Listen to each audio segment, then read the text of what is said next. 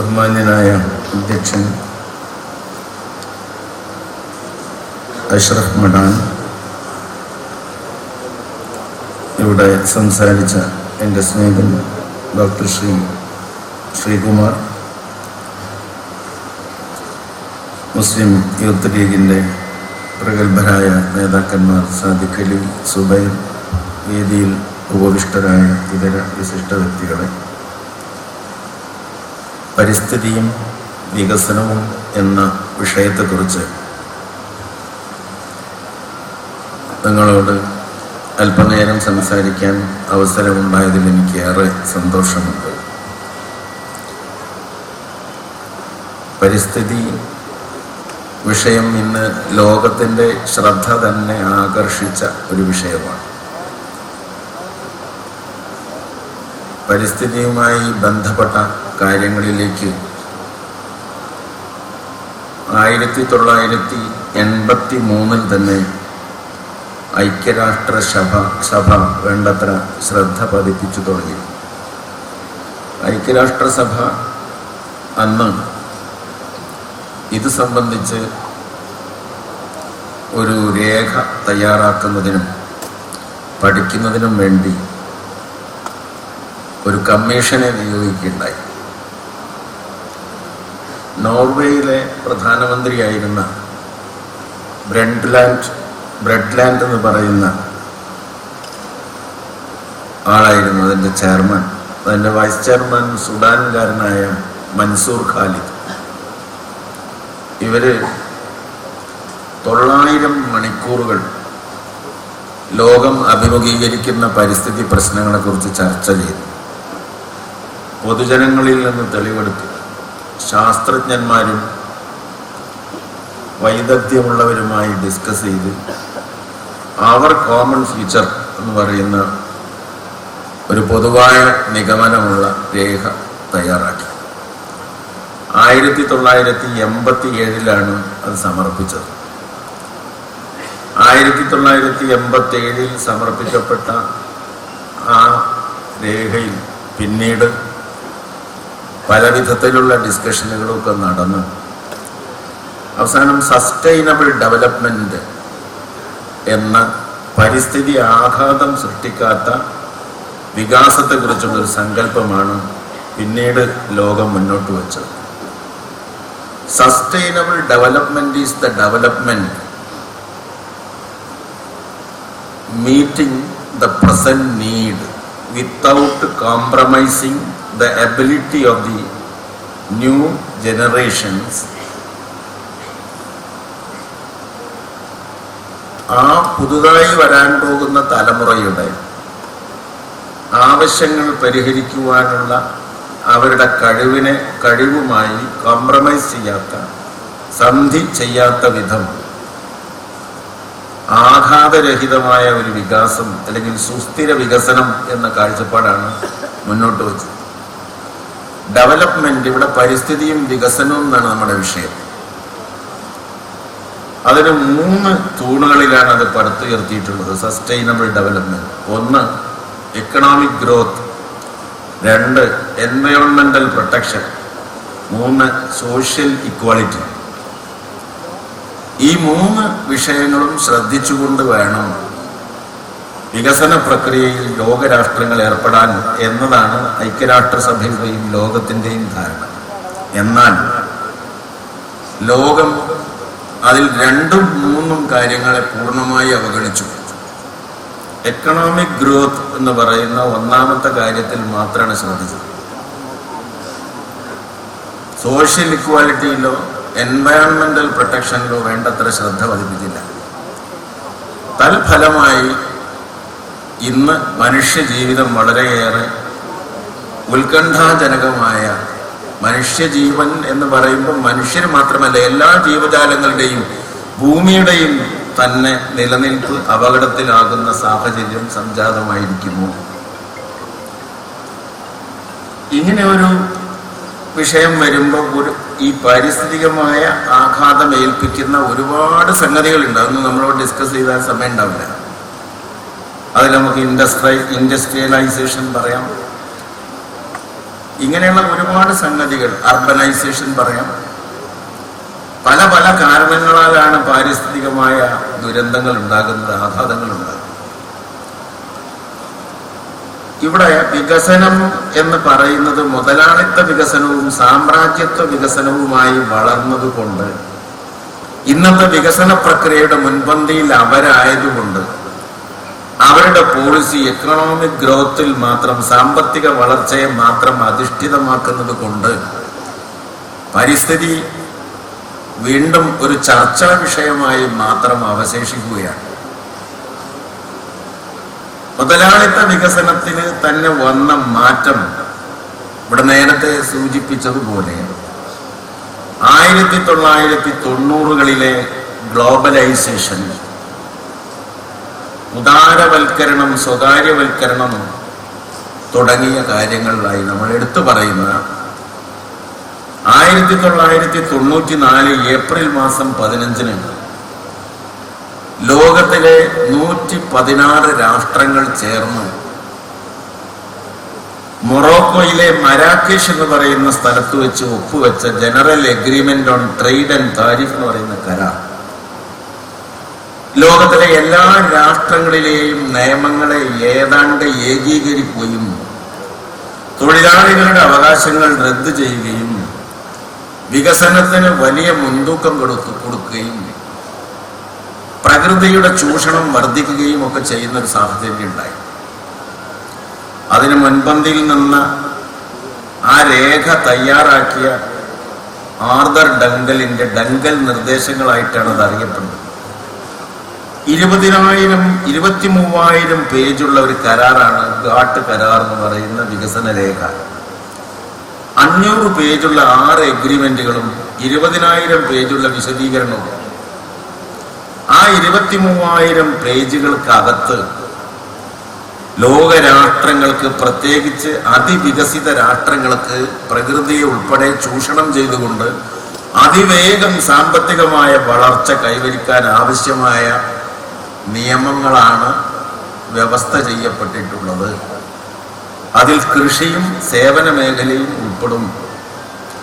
General agreement on trade in service എന്ന് പറയുന്ന സേവന മേഖല, ഗാഡ്സ് എന്ന് ചുരുക്കപ്പേരിൽ അറിയപ്പെടുന്ന സേവന മേഖല, trade related intellectual property rights എന്ന് പറയുന്ന ബൗദ്ധിക സ്വത്തവകാശത്തിന്റെ മേഖല, ട്രിപ്സ്, ഇതെല്ലാം ഉൾപ്പെടുന്ന ഒരു ഏറ്റവും വലിയ ബൃഹത്തായ ഒരു രേഖയാണ്. അതിന്റെ അടിസ്ഥാനത്തിൽ ലോകരാഷ്ട്രങ്ങളുടെ എല്ലാം നയം സാമ്പത്തിക രംഗത്ത് മിക്കവാറും ഇന്ന് ഒന്ന് തന്നെയാണ്, നോ ഡിഫറൻസ്. ട്രംപ് വന്നാലും ഹില്ലാരി വന്നാലും it makes no material difference. ഈ സംഗതി ഇതുപോലെ അഭംഗുരം പോകും. പിന്നെ ഈ ചൂഷണത്തിന് സഹായകരമായ, പ്രകൃതിക്ക് ആഘാതമേൽപ്പിക്കുന്നതിന് സഹായകരമായി മുതലാളിത്തത്തിന് തുണയായി തീർന്നത് സയൻസ് ആൻഡ് ടെക്നോളജിയാണ്. ശാസ്ത്ര സാങ്കേതിക രംഗത്തുണ്ടായ വികാസം, ശാസ്ത്ര സാങ്കേതിക രംഗത്തുണ്ടാകുന്ന ഓരോ വികാസവും പുതിയ നേട്ടങ്ങളും ലോകത്തിലെ മുഴുവൻ ജനങ്ങൾക്കും അവകാശപ്പെട്ടതാണ്. പക്ഷേ it has been fully utilised by the developed nations, capitalist nations, corporates. അവരാണ് സയൻസ് ആൻഡ് ടെക്നോളജിയെ ഉപയോഗപ്പെടുത്തുന്നത്. For example, information technology can be utilised. എന്തിന്? മനുഷ്യന്റെ രോഗനിർണയത്തിന് പറ്റും, അറിവുകൾ ശേഖരിച്ചു വെക്കാൻ പറ്റും, ഉപകാരപ്രദമായി കൊണ്ടു നടക്കാൻ പറ്റും. പക്ഷേ information technology is utilised for what? യുദ്ധങ്ങൾക്ക് വേണ്ടി, ആക്രമണങ്ങൾക്ക് വേണ്ടി, നിരപരാധികളുടെ തലയിൽ ബോംബ് വർഷിക്കുന്നതിന് വേണ്ടി, ഭൂമിക്കടിയിൽ, കടലിനടിയിലും ഭൂമിയിലും എവിടെയെല്ലാം അസംസ്കൃത പദാർത്ഥങ്ങൾ ഉണ്ടെന്ന് നിജപ്പെടുത്തുന്നതിന് വേണ്ടി, അത് കൊള്ളയടിക്കുന്നതിന് വേണ്ടി, അത് ഏത് രാജ്യത്താണോ ആ ഭരണാധികാരി തങ്ങൾക്ക് എതിരാണെങ്കിൽ ആ ഭരണം അട്ടിമറിക്കുന്നതിന് വേണ്ടി, ഇതിനു വേണ്ടിയാണ് ഈ വിദ്യകൾ, വിവര സാങ്കേതിക വിദ്യ പ്രയോജനപ്പെടുത്തി വരുന്നത്. അപ്പൊ പുതിയ സാമ്പത്തിക നയം, അതിന് വിവര സാങ്കേതിക വിദ്യയുടെ സഹായം. ബയോടെക്നോളജി, കാർഷിക മേഖലയിൽ ഉൾപ്പെടെ പല പരീക്ഷണങ്ങൾക്കും ജൈവ സാങ്കേതിക വിദ്യ ഉപയോഗിച്ച് ടെർമിനേറ്റർ സീഡ്, ട്രൈറ്റർ സീഡ്, ചതിയൻ വിത്ത്, അന്തക വിത്ത്, അങ്ങനെയുള്ള വിത്തുകളൊക്കെ ഉൽപ്പാദിപ്പിച്ച് ഈ ലോകത്തിലെ കൃഷി മുഴുവൻ ലാഭകരമായി വിൽക്കാൻ സാധിക്കുന്ന സാധനങ്ങൾ ഉൽപ്പാദിപ്പിക്കുന്നതിന് വേണ്ടി മാത്രമായി അഗ്രികൾച്ചറൽ കാർഷിക മേഖലയിൽ ഒരു മോണോകൾച്ചർ, ഒരു ഏകശിലാരൂപിയായ ചില ഇനങ്ങൾ മാത്രം കൃഷി ചെയ്യുന്ന അവസ്ഥ, അത് പരിസ്ഥിതി ആഘാതം ഏൽപ്പിക്കുന്നതാണ്. അരേക്കറും 1 ഏക്കറും 2 ഏക്കറും 10 സെന്റും കൃഷി ചെയ്യുന്ന ആളുകളുടെ ഭൂമി 10,000-കണക്കിന് ഏക്കർ കൈവശപ്പെടുത്തി ആ സ്ഥലത്ത് മോൺസാൻഡോ എന്ന് പറയുന്ന കാർഷിക കമ്പനിയും അമേരിക്കയിലെ കോർപ്പറേറ്റ് ഭീമന്മാരും ബഹുരാഷ്ട്ര കുത്തകകളും വന്ന് 3-4 വർഷം കൊണ്ട് മണ്ണിന്റെ ഫലപുഷ്ടി മുഴുവൻ ഒന്നിച്ച് വലിച്ചു കുടിച്ച് അതുകൊണ്ട് ഒരുപാട് കാർഷിക ഉൽപ്പന്നങ്ങൾ ഉണ്ടാക്കി വിറ്റ് ലാഭം ഉണ്ടാക്കി ചവച്ചു തുപ്പി ആ ചണ്ടിയാക്കി ഭൂമിയെ ഉപേക്ഷിച്ച് സ്ഥലം വിടണം. ആ പ്രദേശം പിന്നെ എന്തിനു കൊള്ളും? അങ്ങനെ കാർഷിക മേഖലയിൽ വന്ന മാറ്റം, വ്യാവസായിക രംഗത്ത് വന്ന മാറ്റം, ലോകത്തിന്റെ ഉൽപാദനം മുഴുവൻ MSX മിസൈലും ക്രൂയിസ് മിസൈലും സബ്മറൈൻസും ഡ്രോൺ വിമാനങ്ങളും ആയുധങ്ങളും മാത്രമായിട്ട് മാറുന്നൊരവസ്ഥ. വ്യാപകമായി യുദ്ധം ചെയ്യാൻ വേണ്ടി ബയോടെക്നോളജിയും ഇൻഫർമേഷൻ ടെക്നോളജിയും ഉപയോഗിക്കുന്നു. അതുവഴി സമ്പത്ത് കുന്നുകൂട്ടി വെച്ച് വികസനം സാധിക്കുന്നു. അതിന് പ്രകൃതിയെ ചൂഷണം ചെയ്യുന്നു. പാരിസ്ഥിതിക ദുരന്തങ്ങൾ ഉണ്ടാകുന്നു. അപ്പൊ ലോകമാകെ പാരിസ്ഥിതികമായ ദുരന്തങ്ങളെ അഭിമുഖീകരിക്കുമ്പോൾ അതിനെതിരായ പ്രക്ഷോഭത്തിൽ ഇത്തരം സാമ്പത്തിക നയത്തിനെതിരായ പ്രക്ഷോഭങ്ങൾ കൂടി അന്തർലീനമാകണം. മറ്റൊരു കാര്യം, വൈദ്യുതി ആരാണ് അധികം ഉപയോഗിക്കുന്നത്? സാധാരണക്കാരാണോ? കേരളത്തിൽ തന്നെ ഉൽപ്പാദിപ്പിക്കുന്ന വൈദ്യുതി മുഴുവൻ നഗരങ്ങളിലല്ലേ അധികം ഉപയോഗിക്കുക? ഒരു hotel, bus stand, street light, എല്ലാ കാര്യങ്ങളും വ്യവസായം ഇതിനൊക്കെ ഉപയോഗിക്കുകയാണ് അധികം. ഗ്രാമങ്ങളിലെ ജനങ്ങൾക്ക് ചെറിയൊരു ശതമാനം വൈദ്യുതി വേണ്ടു, ബാക്കി മുഴുവൻ അപ്പുറത്ത്. പിന്നെ ഈ വൈദ്യുതി ഉൽപാദനത്തിന് വേണ്ടി ഹൈഡ്രോ ഇലക്ട്രിക്കൽ പ്രോജക്ട്സ്, ജല വൈദ്യുത പദ്ധതികളാണ് കേരളം സ്വീകരിച്ചത് അധികവും. നമുക്ക് ഒരുപാട് വൈദ്യുത പദ്ധതികൾ, ഡാമുകളുണ്ട്. ഇടുക്കിയിൽ തന്നെ 10 ഡാമാണ്. ഡാം പരിസ്ഥിതി ആഘാതം ഉണ്ടാക്കുന്ന ഒരു സാധനം. ഇടുക്കി ഡാം സ്ഥിതി ചെയ്യുന്ന സ്ഥലത്ത് അതിനൊരു പ്രത്യേക പേരുണ്ട്. ഞാനിപ്പോൾ എത്ര ആലോചിച്ചിട്ട് എനിക്ക് കിട്ടുന്നില്ല.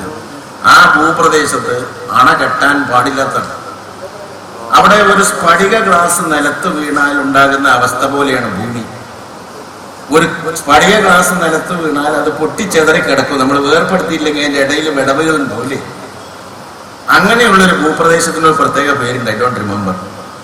ആ സ്ഥലത്ത് ഡാം കെട്ടിയാൽ ഈ കെട്ടി നിർത്തിയ വെള്ളത്തിന്റെ ആഘാതം താഴോട്ട് പോവുകയും അതുവഴി ട്രെമർ, ഭൂകമ്പങ്ങൾ ഉണ്ടാകാനുള്ള സാധ്യത വരികയും ചെയ്യും. അങ്ങനെയുള്ള സ്ഥലത്ത് ഇടുക്കി ഉൾപ്പെടെ 10 ഡാമുകളാണ്. ജലവൈദ്യുത പദ്ധതികൾ ഉണ്ടാക്കിയാൽ ഈ ട്രെമർ മാത്രമല്ല, പുഴകളോ ഒക്കെ നശിച്ചു പോകാനുള്ള സാധ്യതകളുണ്ട്. ആ ഡാമുകൾ ഉണ്ടാക്കുന്ന പാരിസ്ഥിതികമായ പ്രശ്നങ്ങൾ, ഈ ഡാമുകൾ മാത്രമല്ല, ഇതുവഴി നമുക്കുണ്ടാകുന്ന മറ്റനേകം പ്രശ്നങ്ങളെ നമ്മൾ അഭിമുഖീകരിക്കേണ്ടതായിട്ട് വരികയാണ്. അതുപോലെ വൈദ്യുതി ഉൽപാദനത്തിന് ഇനി മേലാൽ ജലവൈദ്യുത പദ്ധതികൾക്ക് സ്കോപ്പില്ല, അതിന് സൗകര്യമില്ല, പുഴയില്ല, കെട്ടി നിർത്താൻ, അണ കെട്ടാൻ പുഴയില്ല. ലോകത്തിൽ ഇതുവരെ 500-ലേറെ അണക്കെട്ടുകൾ തകർന്നിട്ടുണ്ട്. മുല്ലപ്പെരിയാറിനെ പറ്റി നമ്മൾ ഒരുപാട് പറയാറുണ്ട്. അങ്ങനെ അണ കെട്ടാൻ ഇനി പറ്റില്ല, വൈദ്യുതി ഉൽപ്പാദിപ്പിക്കാൻ അങ്ങനെ പറ്റില്ല. എന്നാൽ വൈദ്യുതി കൂടാതെ നമുക്ക് പറ്റൂല. അതിന് സോളാർ, സസ്റ്റൈനബിൾ ഡെവലപ്മെന്റ് അംഗീകരിക്കുന്ന സോളാർ, കാറ്റ്, വിൻഡ്, കടൽത്തീര, ഇതൊക്കെയാണ് വൈദ്യുതി ഉൽപ്പാദിപ്പിക്കാൻ പ്രയോജനപ്പെടുത്താവുന്ന ഏറ്റവും പ്രധാനപ്പെട്ട ഊർജ്ജ സ്രോതസ്. സോളാറാണ്, സൗരോർജ്ജമാണ്. എന്നാൽ ന്യൂക്ലിയർ പ്ലാന്റ്സ്, ചെർണോബിൽ പൊട്ടിത്തെറിച്ചതുപോലുള്ള ന്യൂക്ലിയർ പ്ലാന്റ്സ്, ആണവ ഇന്ധനം ഉപയോഗിച്ച് യുറേനിയം 235 അല്ലെങ്കിൽ തോറിയം, ഇവിടെ യുറേനിയം 235 ഉപയോഗിച്ച് U-235 ഉപയോഗിച്ചിട്ടാണ്, ആണവ ഇന്ധനം ഉപയോഗിച്ചിട്ടാണ് വൈദ്യുതി ഉൽപ്പാദിപ്പിക്കുന്ന കൂടംകുളം പോലുള്ള പ്ലാന്റുകൾ വന്നത്. ആ പ്ലാന്റിന്റെ പ്രശ്നം എന്താണെന്ന് വെച്ചാൽ, ആണവ മാർഗത്തിലൂടെ വൈദ്യുതി ഉൽപ്പാദിപ്പിച്ചാൽ ആണവ മാലിന്യം കുടിച്ചിടാൻ സ്ഥലമുണ്ടാവും. ആണവ മാലിന്യം ഭയാനകമാണ്. അത് വളരെ ഡേഞ്ചറസ് ടു ഡെത്ത് അല്ല ഹ്യൂമൻ ലൈഫ്. ജീവജാലങ്ങൾക്കും മനുഷ്യർക്കും വലിയ നാശം ഉണ്ടാക്കുന്നതാണ്. അതിനെന്താ വഴി? അതിന് ഒരു ആണവ പ്ലാന്റ് ഉണ്ടാക്കുമ്പോൾ വലിയ ഒരു സംഭരണി പണിയാണ്. ഭൂമിയിൽ അഗാധമായ കുഴി വെട്ടിയിട്ട് ആ കുഴിയിൽ കോൺക്രീറ്റും സിമന്റും കമ്പിയൊക്കെ വെച്ചിട്ട് ഒരു വലിയ ഭരണി പോലെ ഉണ്ടാക്കുകയാണ്. 30,000 കോടി രൂപയെങ്കിലും അങ്ങനെ ഒരു മാലിന്യ സംഭരണിക്ക് ചെലവാണ്. 30,000 കോടി. ആ മാലിന്യ സംഭരണിയിൽ ആണവ മാലിന്യം നിറച്ചാൽ, മൂടിക്കഴിഞ്ഞാൽ ഒരു പ്രശ്നമുണ്ട്. ഈ സംഭരണി എന്ന് പറഞ്ഞ സാധനത്തിന്റെ ആയുസ് പരമാവധി 2000 വർഷമാണ്. ലോകത്ത് ഇന്നേ വരെ കണ്ടുപിടിക്കപ്പെട്ടിട്ടുള്ള സംഭരണികൾ ഉണ്ടാക്കുന്നതിൽ ഏറ്റവും ശക്തമായതാണ് ഇത്. 2000 years ഈ സംഭരണി ഉണ്ടാവും. എന്നാൽ ഈ നിക്ഷേപിക്കപ്പെട്ട ആണവ മാലിന്യത്തിന്റെ വികിരണ ശേഷി 24,000 കൊല്ലാണ്. 2000 കൊല്ലം കഴിഞ്ഞത് പൊട്ടിയാൽ 22,000 കൊല്ലം പിന്നെ മനുഷ്യരിവിടെ ഉണ്ടാവും. CFL 1.5 കോടി CFL ആണ് കേരളത്തിൽ വരുന്നത്. മെർക്കുറി കൊണ്ട് ഉണ്ടാക്കിയതാണ്.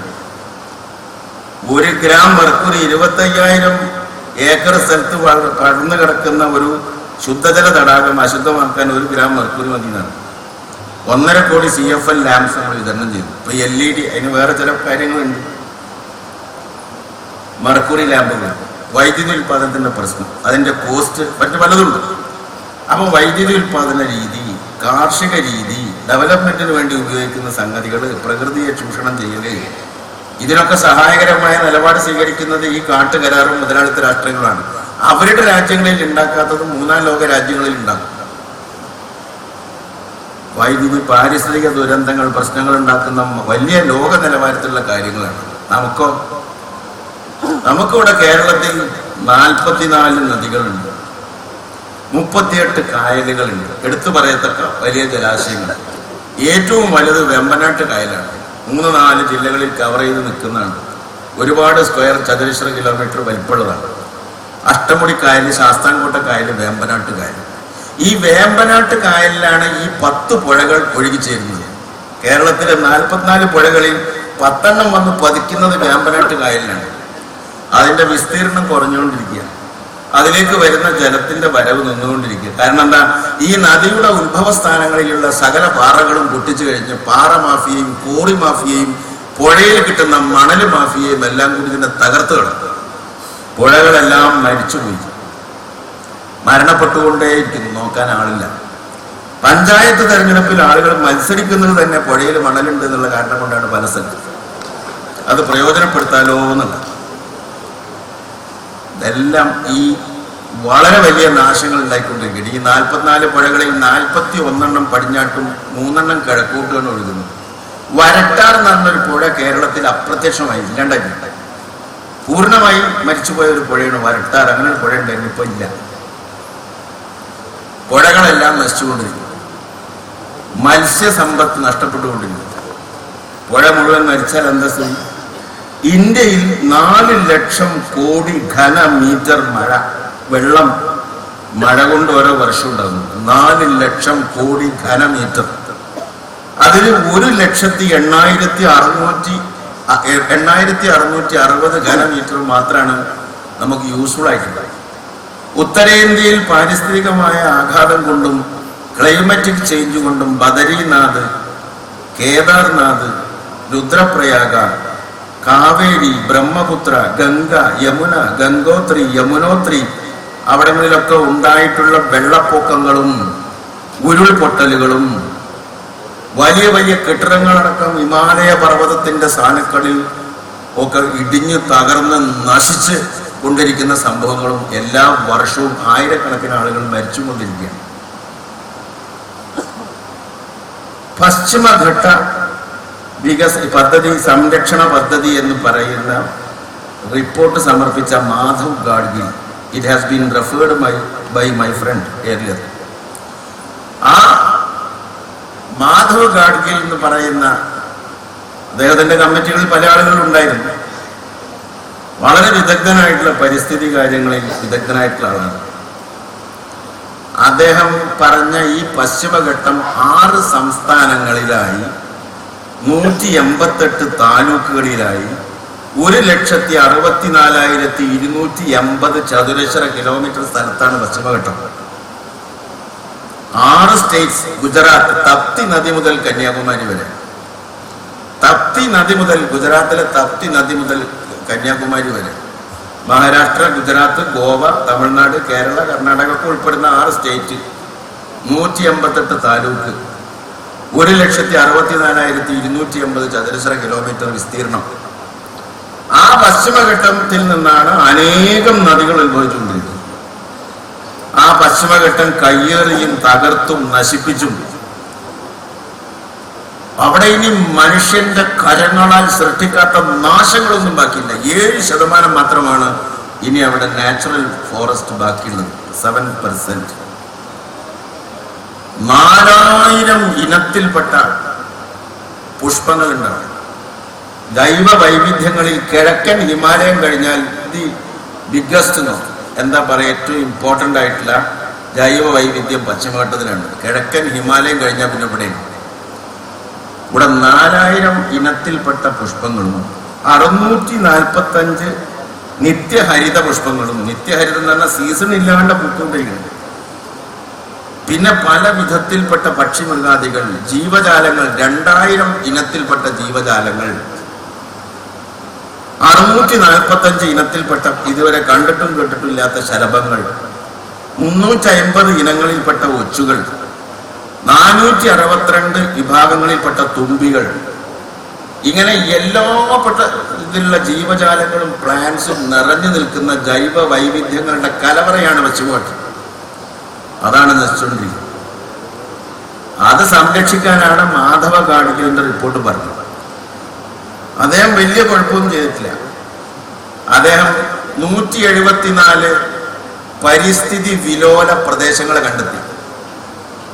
എക്കണോമിക്കലി സെൻസിറ്റീവ് അല്ല, എക്കോളജിക്കലി സെൻസിറ്റീവ് പരിസ്ഥിതി വിലോല പ്രദേശം 174. അതിൽ 25 കേരളത്തിലുള്ളൂ. 15 ഏറ്റവും പ്രധാനപ്പെട്ട പരിസ്ഥിതി ലോല പ്രദേശത്തിന് Z1 ആണ്, കാറ്റഗറി സോൺ 1 15, സോൺ 2 2, സോൺ 3 8. മനുഷ്യൻ തീരെ 1ൽക്കും 2ൽക്കും കടക്കാൻ പാടില്ല, 3ൽ എന്തെങ്കിലും ചില്ലറ പണി എടുക്കാം. ഇതാണ് അദ്ദേഹത്തിന്റെ നിർദ്ദേശം. കേരള നിയമസഭ ഞാൻ ഉൾപ്പെടെ ഒറ്റക്കെട്ടായി മാധവ ഗാഡ്ഗിലിന്റെ പശ്ചിമഘട്ട സംരക്ഷണ പദ്ധതിയെ എതിർത്തു. ഒരു രാഷ്ട്രീയ പാർട്ടിക്കാരനായതുകൊണ്ട് മനസാക്ഷിക്ക് വിരുദ്ധമായി വോട്ട് ചെയ്ത ഒരു സന്ദർഭം ആയിരുന്നു അത് എന്റെ സമയം. പക്ഷെ ചെയ്യാൻ ഞാൻ ബാധ്യസ്ഥനായിരുന്നു, അതുകൊണ്ട് ഞാൻ ചെയ്തു. പാർട്ടി കൽപ്പന അനുസരിക്കുന്നതിന് വേണ്ടി സ്വന്തം മനസാക്ഷിയെ ഞാൻ ബലി കൊടുത്തു. മാധവ ഗാഡ്ഗിൽ എന്ന് പറഞ്ഞ ആ കമ്മീഷൻ റിപ്പോർട്ട് കൊണ്ട് ഒരാപത്തുമില്ല. അതിനെതിരായി പറഞ്ഞിട്ടുള്ള ഈ ദുഷ്പ്രചരണങ്ങളൊന്നും മുഴുവൻ ശരിയല്ല. നമ്മൾ എന്ത് ചെയ്തു? അത് കസ്തൂരി രംഗനാക്കി വെള്ളം ചേർത്തു. പിന്നെ കസ്തൂരി രംഗനും കൂടി വെള്ളം ചേർത്തിട്ട് ഉമ്മനാക്കിയിട്ട് ഒന്നും കൂടി അരച്ചു കലക്കിയിട്ട് കയ്പില്ലാണ്ട് കുടിക്കാൻ തുടങ്ങി. പശ്ചിമഘട്ട സംരക്ഷണമാണ് ആവശ്യമെങ്കിൽ മാധവ ഗാഡ്ഗിലിന്റെ അപ്പുറം പോകണം. മാധവ ഗാഡ്ഗിൽ തന്നെ മാന്യനായിട്ട് പെരുമാറിയിട്ടുള്ളത്. അതിനപ്പുറം മുമ്പിലൊന്നും പറഞ്ഞിട്ടില്ല. ആകെ 174 25 15 സ്ഥലത്ത് കയറാൻ പാടില്ല എന്ന് മാത്രമേ പറഞ്ഞുള്ളൂ. നമ്മളെ കയ്യേറ്റങ്ങൾ ഇപ്പൊ ഇനി മലയിലാണെങ്കിലും നാട്ടിലാണെങ്കിലും ധാരാളമായിട്ട് നടക്കുന്നു. അതാത് കാലത്ത് വരുന്ന ഗവൺമെന്റുകളുടെ പണി ആദ്യം കയ്യേറിയവന്റെ റാറ്റിഫൈ ചെയ്യലാണ്. ഇതുവരെ കയ്യേറിയിട്ടുള്ളവർ കൈമുക്കുക അറിയും, അത് അംഗീകരിച്ചിട്ട് പട്ടയം കൊടുത്തിട്ട് ബാക്കിയുള്ളവരോട് കയ്യേറാൻ പറയും. പിന്നെ അടുത്ത ഗവൺമെന്റ് വരുമ്പോൾ ബാക്കി വരുന്നവർക്കും കയ്യേറാനുള്ള അവർ കയ്യേറിയതും റാറ്റിഫൈ ചെയ്തു. അങ്ങനെ നമ്മളാണ് പോവുകയാണ്. ഭയങ്കര കയ്യേറ്റമുണ്ട്. കാരണം എന്തായാലും ആ കയ്യേറിയതൊക്കെ ശരി വെക്കലാണ്, റാറ്റിഫൈ ചെയ്യലാണ്. ആരുടെ പണി? ഏത് ഗവൺമെന്റിനും പണി. ഇത്ര ആളുകൾക്ക് പട്ടയം കൊടുത്തു എന്ന് പറഞ്ഞാൽ ഇത്ര കാടും കൂടി പോയി മനസ്സിലാക്കിയത് അത് കാര്യമൊന്നുമില്ല.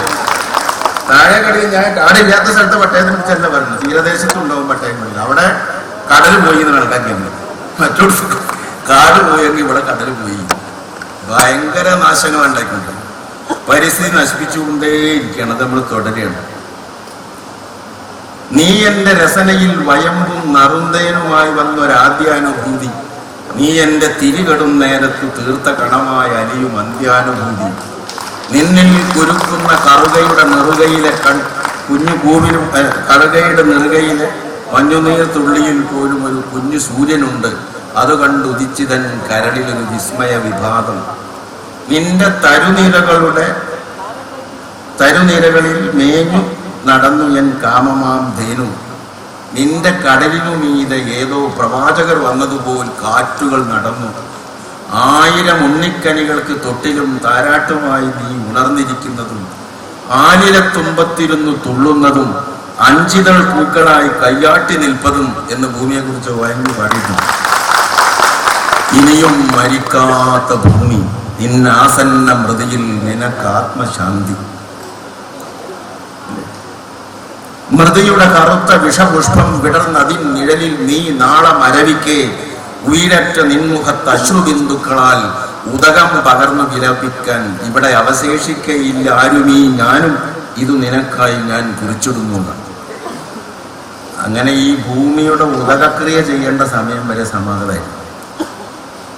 മുസ്ലിം ലീഗും മുസ്ലിം യൂത്ത് ലീഗും വെച്ച് നോക്കിയാൽ പരിസ്ഥിതി സംരക്ഷണം ഒരു ദൈവ നിയോഗമാണ്, അല്ലെങ്കിൽ ദൈവികമായ ഒരു ആവശ്യകതയാണ്. Islam is the religion which has declared to protect environment. പ്രകൃതിക്ക് ഇണങ്ങുന്ന മതമാണ് എന്ന് പറയും. പ്രകൃതി സംരക്ഷണം നമ്മുടെ ബാധ്യതകളിൽപ്പെട്ടതാണ്. ഈ ഭൂമിയിൽ മാലിന്യങ്ങൾ പെരുകിക്കൊണ്ടിരിക്കുന്നു.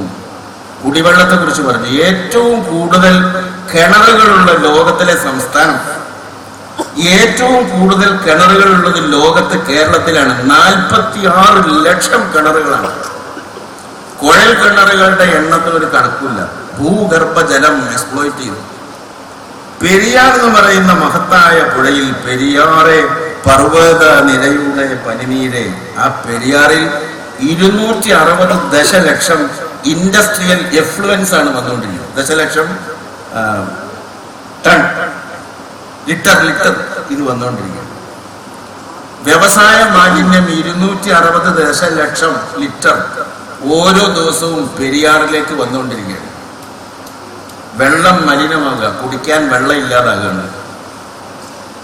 വെള്ളം പൂർണ്ണമായി കുടിക്കാൻ കിട്ടാത്ത മാലിന്യ സംസ്കരണം എന്ന് പറയുന്നത് ഇന്നിവിടെ ആസ്ഥാനത്താണ്. നടപ്പാകാത്തൊരു കാര്യമായിട്ട് ഇപ്പോഴും അവശേഷിക്കുകയാണ്. എന്നാൽ ആധുനിക ലോകം, ഞാൻ നേരത്തെ പറഞ്ഞ മുതലാളിത്ത ശക്തികൾ, അമേരിക്കൻ സാമ്രാജ്യത്വം മാലിന്യങ്ങളെ വലിയ റോക്കറ്റുകളിൽ കയറ്റി ബഹിരാകാശത്ത് ഭ്രമണപഥത്തിൽ കൊണ്ടുപോയി നിക്ഷേപിക്കുകയാണ്. Do you know? ഭ്രമണപഥത്തിൽ കൊണ്ടുപോയി മാലിന്യങ്ങളിട്ട് പഴയ TV, computer, laptop, mobile phone, electric മാലിന്യങ്ങളും മറ്റു മാലിന്യങ്ങളും പ്ലാസ്റ്റിക് മാലിന്യങ്ങളും റോക്കറ്റിൽ കൊണ്ടുപോയിട്ട് ഭ്രമണപഥത്തിൽ എത്തുമ്പോൾ തുറക്കുക. അപ്പൊ ഭൂമിക്ക് ചുറ്റും മാലിന്യങ്ങൾ ഇങ്ങനെ ചുറ്റിക്കൊണ്ടിരിക്കുകയാണ്. റോക്കറ്റ് മാത്രമല്ല, മാലിന്യങ്ങൾ ഭൂമിയെ പ്രദക്ഷിണം വെച്ചു. നമ്മൾ കാശില്ലാത്ത ഇന്ത്യക്കാർക്ക് അവിടെ എത്തിക്കാൻ നിവൃത്തിയില്ലാതുണ്ടാകും. അപ്പൊ അത് താഴേക്കും വരില്ല, വേറെ എവിടേക്കും പോവില്ല. അതിനൊരു പ്രത്യാഘാതം ഇല്ലാണ്ടിരിക്കും. To every action there is equal and opposite reaction ഉണ്ടാവില്ലേ? അത് നമുക്ക് എല്ലാവർക്കും ചെയ്യാൻ പറ്റും. മാലിന്യം ഇത്രയേറെ കുന്നുകൂടിയൊരു കാലം വേറെ ഉണ്ടോ? നല്ല വായുണ്ടോ? നല്ല വെള്ളമുണ്ടോ? നല്ല ആഹാരമുണ്ടോ? കുടിക്കുന്നതും തിന്നുന്നതും കഴിക്കുന്നതും മുഴുവൻ മലിനമായി രാസപദാർത്ഥങ്ങൾ ചേർത്തതായി. ആഹാരം നഷ്ടപ്പെട്ടു, ശുദ്ധവായു നഷ്ടപ്പെട്ടു, ശുദ്ധമായ ജലം നഷ്ടപ്പെട്ടു, ചുറ്റുപാടുകൾ മുഴുവൻ മലിനമായി തീർന്നു. എങ്ങനെ നമ്മൾ ജീവിക്കും? ഈ ഭൂമി അല്ലേ, സൗരമണ്ഡല പെരുവഴികളിലൂടെ മുണ്ടിത ശിരസ്കയായി, മുടി മുട്ടയടിച്ചിട്ട് ഭ്രഷ്ടയായി, കുടുംബത്തിൽ നിന്ന് ഈ സൗരയൂഥ കുടുംബത്തിൽ നിന്ന് പുറന്തള്ളപ്പെട്ട് മുണ്ടിത ശിരസ്കയായി ഭ്രഷ്ടയായി മാനഭംഗത്തിന്റെ മാറാപ്പുമായി ഈ സൗരമണ്ഡല പെരുവഴിയിലൂടെ അങ്ങനെ ചുറ്റിത്തിരിയണമെന്നാണ് കവി പാടിയിട്ടുള്ളത്. ആ ഭൂമിയിലാണ് നമ്മളെല്ലാം ജീവിക്കുന്ന. വിസ്മരിക്കണ്ട. അസംസ്കൃത പദാർത്ഥങ്ങൾ കുഴിച്ചെടുക്കുന്നതിന് വേണ്ടി ഉറുമ്പ് ബ്രെഡ് കുത്തുന്ന മാതിരി എല്ലാ സ്ഥലത്തും കുത്തിക്കൊണ്ടിരിക്കുക. നമ്മൾ ഇവിടെ ഇങ്ങനെ കുഴിച്ചുകൊണ്ടിരിക്കുക. ഛത്തീസ്ഗഡിലെ കൽക്കരി ഖനികൾക്ക് വേണ്ടി നേരത്തെ ബാലൻ പറഞ്ഞു, നിബിഡ വനങ്ങളിൽ നിന്ന് ആയിരക്കണക്കിന് ആദിവാസികളെ ഒഴിപ്പിച്ചുകൊണ്ടിരിക്കുക. ഈ പശ്ചിമഘട്ടത്തിൽ 29 വിഭാഗത്തിൽപ്പെട്ട ആദിവാസികളുണ്ട് കേട്ടോ. ജീവജാലങ്ങളും ബട്ടർഫ്ലൈസും തുമ്പിയും ഒച്ചും മാത്രമല്ല, മനുഷ്യരുണ്ട്. 29 ഇനങ്ങളിൽപ്പെട്ട ആദിവാസികൾ. ഛത്തീസ്ഗഡിലൊക്കെ കൽക്കരിപ്പാട് എന്ന് പറയുന്ന വലിയ കുംഭകോണം ഇന്ത്യയിൽ നടന്നെന്നറിയില്ല. ആ കൽക്കരിപ്പാട കുംഭകോണത്തിന്റെ ഫലമായി കോർപ്പറേറ്റ് ഭീമന്മാർക്ക് ഛത്തീസ്ഗഡിലെ നിബിഡ വനങ്ങൾ കൊടുത്തു. അവിടെയുള്ള മരം മുഴുവൻ വെട്ടി അവിടെയുള്ള ആദിവാസികളെ മുഴുവൻ ആട്ടി ഓടിച്ച് കൽക്കരി ഖനികൾ ഉണ്ടായിക്കൊണ്ടിരിക്കുക. ഇന്ത്യ ഇവിടെ നിന്ന് കുളിക്കുന്നു, അമേരിക്ക അവിടെ നിന്നിട്ട് മേപ്പെട്ട് കുളിക്കുന്നു. അങ്ങനെ ഭൂമി എല്ലാ ഭാഗത്തും തുള വീണ് കിടക്കുകയാണ്. അധികകാലം ഉണ്ടാവും. എല്ലാ ഭാഗത്തും തുള വീണ് കിടക്കുക, എല്ലാം കുഴിച്ചെടുക്കും. ഡീസലും പെട്രോളും എന്നൊക്കെ പറഞ്ഞാൽ എന്താ സാധനം? മുൻകാലങ്ങളിൽ നമ്മൾ ജീവിച്ചിരുന്ന നമ്മുടെ പൂർവികന്മാർ, പിതാമഹന്മാർ മരിച്ചു മണ്ണടിഞ്ഞു പോയപ്പോ, മഹാവൃക്ഷങ്ങൾ മരിച്ചു മണ്ണടിഞ്ഞു പോയപ്പോ, ആ മഹാവൃക്ഷങ്ങളുടെയും ജീവികളുടെയും മനുഷ്യരുടെയും ശരീരത്തിൽ നിന്ന് ഉൽപ്പാദിപ്പിക്കപ്പെട്ട ഒരു എസൻസാണ് പെട്രോൾ, ഡീസലും. നമ്മളെ വല്യപ്പാന്റെ എണ്ണയാണ് നമ്മളെ കാറിൽ. നമ്മളെ എണ്ണ 1000 കൊല്ലോ 2000 കൊല്ലോ 10000 കൊല്ലം കഴിയുന്നുണ്ടാവും. ഡീസൽ എന്ന് പറഞ്ഞാൽ വേറൊരു വസ്തുവായിട്ട് നിങ്ങൾക്ക് തോന്നി. നമുക്കൊക്കെ തോന്നലെന്താ? മനുഷ്യരുടെ തോന്നൽ നമ്മൾ വേറെയാണ്, പ്രകൃതി വേറെയാണ്. No, you are absolutely wrong. നമ്മൾ തന്നെയാണ് പ്രകൃതി. നമ്മളിൽ നക്ഷത്രമുണ്ട്, നമ്മളിൽ വൃക്ഷങ്ങളുണ്ട്, വൃക്ഷങ്ങളിൽ നമ്മളുണ്ട്, നക്ഷത്രങ്ങളിൽ നമ്മളുണ്ട്. വൃക്ഷങ്ങളെയും അനന്ത കോടി അണ്ടകടാഹങ്ങളെയും ജീവജാലങ്ങളെയും പക്ഷിമൃഗാദികളെയും മനുഷ്യരെയും സൃഷ്ടിച്ചത് ഒരേ ഒരു ഇലാഹാണ്, അല്ലാഹ്. നമ്മളിലൂടെ 100 കണക്കിന് 1000 കണക്കിന് കോശങ്ങളും അണുക്കളും പരമാണുക്കളും നമ്മെ ഭേദിച്ച് കടന്നുപോയിക്കൊണ്ടിരിക്കുകയാണ് സദാസമയം. നമ്മളിൽ നക്ഷത്രങ്ങളുണ്ട്. അതാണ് ഈ രാശി എന്നൊക്കെ പറയുന്നത്. നമ്മളിൽ നക്ഷത്രങ്ങളൊക്കെ ഉണ്ട്. അപ്പൊ നമ്മൾ തന്നെയാണ് പ്രകൃതിയുടെ ഭാഗം. നമ്മളും പ്രകൃതിയാണ്. ജീവജാലങ്ങളും മരങ്ങളും ഇല്ലാണ്ട് നമ്മളില്ല. പക്ഷേ അവരുടെ ദൗത്യം കണ്ടില്ലേ നിങ്ങൾ? വല്ലതും ജീവജാലങ്ങൾ ചീത്തയായിട്ടുണ്ടോ? മനുഷ്യൻ ചെയ്യാൻ പാടുണ്ടോ? Why the tree is flowering? Why the sun is shining? Why the river is flowing? It is the duty of the river, tree and sun. അതേമാതിരി മനുഷ്യർക്കൊരു കർത്തവ്യമുണ്ട്. മരം പൂക്കുന്നത് പോലെ പൂക്കാൻ, ഇതര ജീവജാലങ്ങൾക്ക് കൂടും മധുരവും തണലും ഒക്കെ ആയിത്തീരാൻ നമ്മൾ ആ ദൗത്യം നിറവേറ്റുന്നില്ല. പോളിറ്റിക്സ്, നമ്മൾ രാഷ്ട്രീയ പ്രവർത്തകരാണ്. രാഷ്ട്രീയം എന്ന് പറഞ്ഞാൽ ദൈവം ഇവിടെ ഉണ്ടാക്കി വെച്ച വെള്ളവും വായും അസംസ്കൃത പദാർത്ഥങ്ങളും ജലങ്ങളും പഴവും പൂവും ഇലയും കായും ഒക്കെ നമ്മൾ എടുക്കുമ്പോൾ ആർക്കും കിട്ടാതെ വരാതിരിക്കാനും അനീതി ഇല്ലാതിരിക്കാനും ലഭ്യമായ വിഭവങ്ങളെ തുല്യമായി കൊടുക്കുന്ന ഒരു ഏർപ്പാടിനാണ് രാഷ്ട്രീയം എന്ന് പറയുന്നത്. മനുഷ്യ ജീവിതം ഒരു വിശാലമായ ക്യാൻവാസിൽ വരക്കപ്പെട്ട ചിത്രമാണ്. രാഷ്ട്രീയം ഒരു ചെറിയ ക്യാൻവാസിൽ വരക്കപ്പെട്ട ചിത്രമാണ്. അതുകൊണ്ട് രാഷ്ട്രീയത്താൽ, ആ ആവേശത്താൽ, ഭരണാധികാരത്താൽ ഈ പ്രപഞ്ചത്തെ മുഴുവൻ തകർത്ത് കളയാം എന്ന് ആഗ്രഹിക്കുന്നത് അഹങ്കാരത്തിന്റെ മൂർധന്യ ദശയാണ്. സൂര്യനും ചന്ദ്രനും നക്ഷത്രങ്ങളും പ്രഭാതവും പ്രദോഷവും ഭൂനിലാവും പാട്ടും പൂക്കളും ഒക്കെ ഇല്ലാതെ ലോകമുണ്ടോ? നമ്മളുണ്ടോ? ഇല്ലല്ലോ. പരിസ്ഥിതി പറഞ്ഞാൽ വേറൊന്നുമല്ല. ഈ പൂനിലാവ്, ഈ ചുറ്റുപാടുകൾ, ഈ പൂക്കൾ, ഈ മന്ദമാരുതൻ, ഈ കിളികളുടെ സംഗീതം, ഈ പുഴകളുടെ താളം, ഈ അരുവികളുടെ ഓളം, ഇതൊക്കെയാണ് ചെയ്യുന്നത്. അതൊക്കെ നിലനിൽക്കണ്ടേ? അത് നിലനിൽക്കണമെങ്കിൽ ഈ പുഴയും ഇതൊന്നും നശിക്കാൻ പാടുണ്ടോ? കടല് പോലും ഇല്ലാണ്ടായിക്കൊണ്ടിരിക്കില്ലേ? നശിച്ചുകൊണ്ടിരിക്കില്ലേ? അതിനടിയിലൊക്കെ മുങ്ങിക്കപ്പലുകളല്ലേ? ന്യൂക്ലിയർ വെപ്പൺസ് അല്ലേ? ആയുധങ്ങളല്ലേ? അമേരിക്കൻ സാമ്രാജ്യത്തെ ഇന്ത്യ വരെ അവരുടെ പട്ടാളത്തെ കൊണ്ട് നിർത്താനുള്ള ഏർപ്പാടുകൾ മുഴുവൻ ചെയ്തിട്ടുണ്ട്. ഇന്ത്യ ഗവൺമെന്റ് അതിന് ഒപ്പിട്ട് കൊടുത്തിട്ടുണ്ട്. അവർക്ക് യുദ്ധം ചെയ്യാൻ നമ്മുടെ പട്ടാള ക്യാമ്പിൽ നിന്ന്, നമ്മുടെ നാവിക താവളത്തിൽ നിന്ന് അവർക്ക് ഇഷ്ടമുള്ള രാജ്യത്തെ ആക്രമിക്കണം. അതിന് തിരിച്ചാക്രമണം വരെ ഇവിടെയാണ്, അവന്റെ രാജ്യത്തല്ല. അതിന്റെ ചെലവ് നമ്മൾ വഹിക്കണം എന്നാണ് ട്രംപ് പറഞ്ഞിട്ടുള്ളത്. ട്രംപിന്റെ ഒരു മാറ്റതാണ്. ഏത് രാജ്യത്തിനും പോയി എന്തും ചെയ്തു കൊടുക്കുക. കൂലിപ്പട്ടാളക്കാരൻ മാതിരി ഇന്റർനാഷണൽ കൊട്ടേഷൻസ് ഉണ്ടാവും.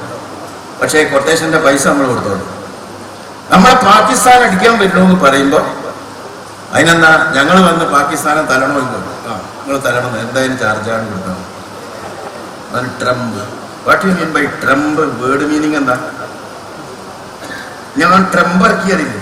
ജാക്കി പ്ലേയിങ് കാർഡാണ് ട്രംപ് പറഞ്ഞത്, പ്ലേയിങ് കാർഡാണ്.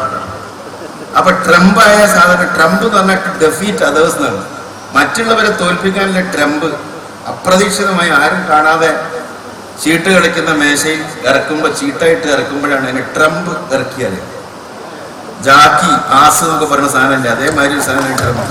അവിടെ ട്രംപ് ഇറങ്ങിയില്ലേ? എന്നാ ഇവിടെ ഒരു ട്രംപ് ഇറങ്ങി. ഇവിടെ 1000, 500 ഒരു വലിയ വെച്ചില്ല, അതൊരു ട്രംപാണ്. ആ ജാക്കിയുടെ വീശിയപ്പോ നമ്മളെ സ്പീഡ് ഏഴാങ്കൂലൊക്കെ വെട്ടിപ്പോയി അല്ലേ? അപ്പൊ ആ ട്രംപും ഈ ട്രംപും ഏതാണ്ട് ഒരേ സമയത്താണ്.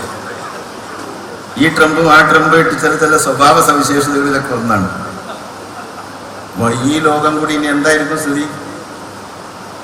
പരിസ്ഥിതിയും നമ്മുടെ വികസനമൊക്കെ എന്തായിരിക്കും സ്ഥിതി? ആലോചിക്കേണ്ട പ്രശ്നമാണ്. അതുകൊണ്ട് യൂത്ത് ലീഗ് അല്ലെങ്കിൽ യുവാക്കൾ, യുവതികൾ, ഇവരുടെ ചുമതലയാണ് സ്വയം സാമൂഹ്യമായി നമ്മുടെ പരിസ്ഥിതി സംരക്ഷണം പോലെ തന്നെ വ്യക്തിപരമായും പരിസ്ഥിതിയോട് സ്നേഹവും ബഹുമാനവും ഒക്കെ വേണം. കദളിവന ഹൃദയ നീടത്തിൽ ഒരു കിളിമുട്ട അടവെച്ചു നീ കവിതയായി വിരിയിപ്പതും. മനുഷ്യർ കവിത എഴുതുന്നതിന് മുമ്പ് കവിത ചൊല്ലിയത് കിളിയാണ്. കദളിവന ഹൃദയം നീടത്തിൽ ഒരു കിളിമുട്ട അടവെച്ച കിളിമുട്ട വിരിഞ്ഞപ്പോ ആ മുട്ട പൊട്ടിച്ച് പുറത്തു വന്നത് ഒരു കവിതയാണ് അല്ലേ? എന്തൊരു മനോഹരമായിട്ടുള്ള ഭൂമിയാണ്, എന്തൊരു ഐശ്വര്യമുള്ള ജീവിതമാണ്. ദൈവം എത്രയാണ് നമ്മളെ സ്നേഹിക്കുന്നത്. But we are not willing to love the natural god. അത് മാറി പരിസ്ഥിതിക്ക് ആഘാതമേൽപ്പിക്കാത്ത വികസന പ്രവർത്തനങ്ങളുമായിട്ട് നമ്മൾ മുന്നോട്ട് പോകേണ്ടത്. റോഡും തോടും പാലങ്ങളും വിമാനത്താവളങ്ങളും തുറമുഖങ്ങളും ഒന്നും വേണ്ടാന്നല്ല ഈ പറഞ്ഞതിൻ്റെ അർത്ഥം. അവയെല്ലാം തന്നെ പരിസ്ഥിതിക്ക് ഇണങ്ങുന്ന രീതിയിൽ ഉണ്ടാക്കണം, സജ്ജമാക്കണം. അപ്പൊ എക്കണോമിക് ഗ്രോത്ത് വേണം. സസ്റ്റൈനബിൾ ഡെവലപ്മെന്റിന് വേണ്ടി എൻവയോൺമെന്റൽ പ്രൊട്ടക്ഷൻ വേണം. ആ ഗ്രോത്ത് തന്നെ സോഷ്യൽ ഇക്വാലിറ്റിക്ക്, സാമൂഹ്യമായ സമത്വത്തിന് വഴിയൊരുക്കുന്നതാകണം. That's all. Thank U.